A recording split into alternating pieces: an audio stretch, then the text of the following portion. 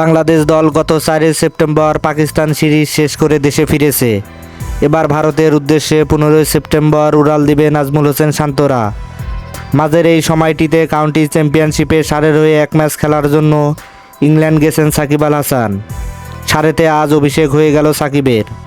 উৎসব মুখর পরিবেশে তাকে অভিষেক ক্যাপ পরিয়ে দিয়েছেন সতীর্থরা। সমারসেটের বিপক্ষে নিজের অভিষেক ম্যাচে খেলবেন টাইগার অলরাউন্ডার।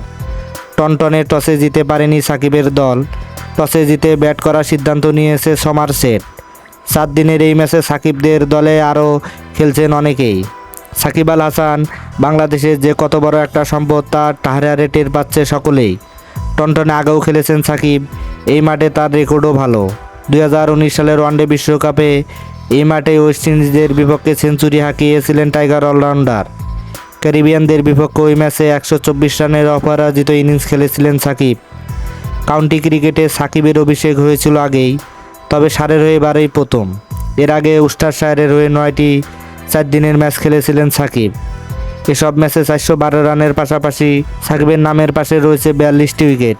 এবার তিনি টনটনে খেলতে নেমেই প্রথমবারে উইকেট পেয়েছেন সাকিব আল হাসান। হ্যাঁ দর্শক, সাকিব আল হাসান কি টনটনে ভালো উইকেট পেতে পারে? তাহলে অবশ্যই আপনার মূল্যবান মতামত কমেন্ট বক্সে যাবেন। ধন্যবাদ।